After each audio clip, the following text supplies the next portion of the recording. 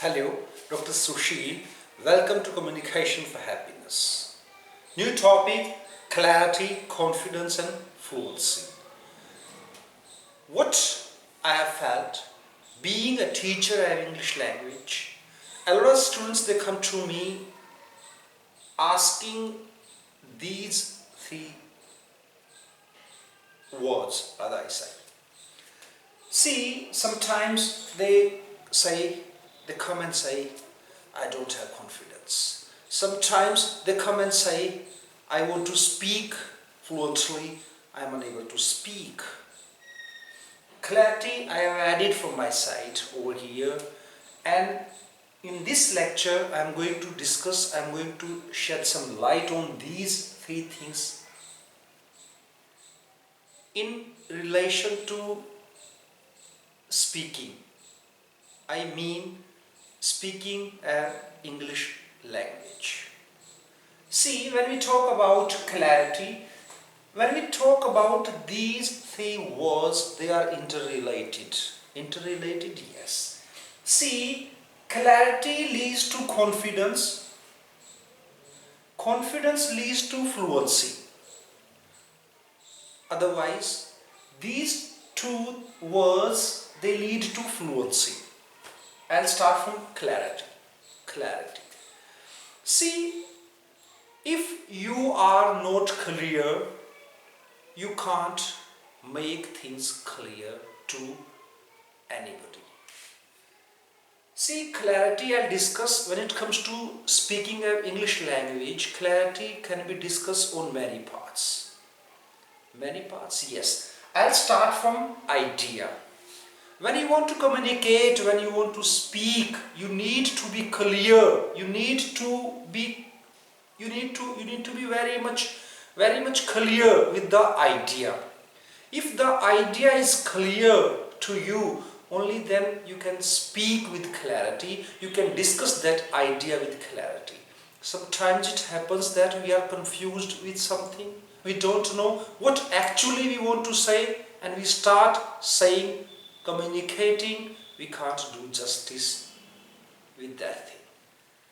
So a speaker needs to be clear with the idea if he wants to communicate well. Next thing, assemble. Suppose a speaker has got an idea. He doesn't know how to assemble that idea, how to configure that idea. Okay, into words, into phrases. There is no clarity of that kind on the part of speaker. So what will happen? There will be no communication, and that will affect our speaking. Next, medium. Sometimes we are clear with both these things, but we go for a wrong medium. See, there are so many things which can be discussed, cleared face to face. Sometimes we choose a different mode of communication for those things. We start doing those things with the help of mobile, then that would lead to some kind of confusion. Okay? That would affect your speaking. Next comes, see, audience. Sometimes when we start talking to somebody, we start, without keeping in mind the background, educational, cultural background of the listener. We start speaking. We don't have any clarity at the background of the listeners. Okay, that also affects our speaking. So whenever you speak, you need to have you attitude, because whatever you are speaking for the sake of the listener. Next thing is, sometimes each and everything is okay, but you don't know how to pronounce words. See, sometimes we know each and everything, sometimes our vocabulary is very much good, but we don't know how to pronounce, we don't have a good pronunciation. So what happens then? See, that would create a kind of hindrance in our speaking. We need to be clear with this. We need to be clear with the pronunciation when we speak. Next thing is tone. Tone is a play of our vocal cords. When we speak either a phrase or a sentence, sometimes some words they are given some extra importance. Means our pitch work is more than on those words to show some feelings, and those feelings and that pitch work changes the meaning of the whole sentence. See, when it comes to speakers from Asian countries, they lack highly in tone. Okay, so sometimes it happens that they lose the meaning. They lose the meaning, and that leads to some kind of miscommunication. So you need to be clear with the tone when you speak. Next thing is speaking too fast or too slow. What I want to say that fast. I want to say no. When you speak, you have to maintain a reasonable tempo, speed. Okay? So that you can clear your views, so that you can speak in such a way by which you can be understood well by your audience. See, next comes confidence.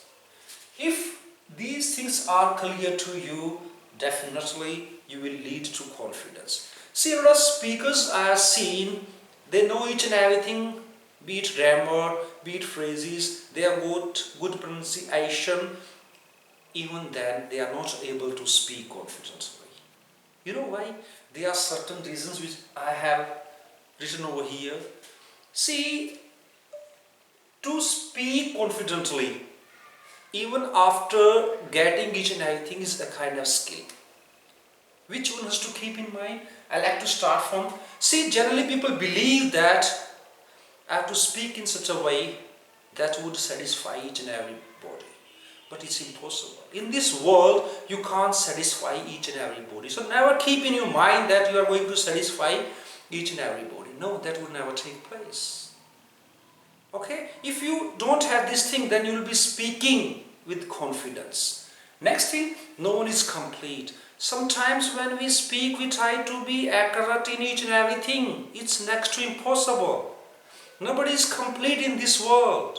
Everybody is learning. Okay, so keep in mind one thing, that nobody is complete, and if you commit some mistake, that would give you some confidence. Next thing is going to be okay. Sometimes what happens when we start our lecture, when we start speaking, we commit a mistake and we get scared. We start shaking. We start feeling that we are going to be laughed at. Never think like that. If you commit a mistake somewhere in your speaking, be confident that after a few seconds or next to that, everything is going to be okay. Everything is going to be okay. Next, see, generally people, they believe, they have a conception that they are not being heard by people properly. So when they speak, they give a second thoughts to their speaking each time. So never believe that you are not being listened to by the people. Believe that you are given ear by the people. Okay? That will give you confidence. Believe that people listen to you. Next thing is going to learn. See, when you speak, try to learn each and everything when it comes to the errors, mistakes of your spoken part. And try to implement whatever mistakes you have done in your utterance. Try to add those gray areas, try to improve those gray areas into your next speech. All these things. One more thing is left, practice. Generally what happens when we talk about the students of India, they want to speak with confidence, but they don't practice all these things. They are not clear with their ideas, how to assemble ideas. They don't follow these things. These things they need some practice, because practice makes a man perfect. Rather, right practice. See, next comes to fluency. When it comes to learning English in Asian countries like India, what happens? We go for fluency. We attend classes only for fluency. And fluency does matter. Whatever you know, if you are not able to express those things flawlessly, you are not a good speaker, you are not esteemed, you are not respected. See, how to increase fluency? What I mean is that to have fluency, you need to have these two things. First, clarity and confidence gaining things. See, apart from all these things, certain other things are there which I'll discuss over here. See, when we start speaking, sometimes or not sometimes, a lot of speakers, they give importance. They take grammar fastidiously, very minutely, and they get lost into that world. No, when you speak, you need to be clear with the concepts. You need to clear with the basic ideas. Then only you can speak fluently. If you try to speak each and everything based on grammar, you can never speak fluently. Okay, so when you speak, give importance to your idea, give importance to clarity. Don't give much importance to grammar. Second thing, you need to be clear with the basics, but not too much focus on the grammar. Next, listen well. See, God has given us 2 years. But what we do generally, we just listen from ears, we don't listen from minds.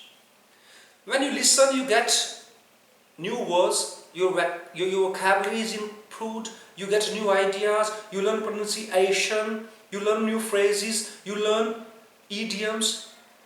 If you learn all these things, next time whenever you speak, you can speak fluently. So listen well and listen a lot to be fluent. Next thing is read a lot. When we read, we get all these things, phrases, vocabulary, each and everything of that kind.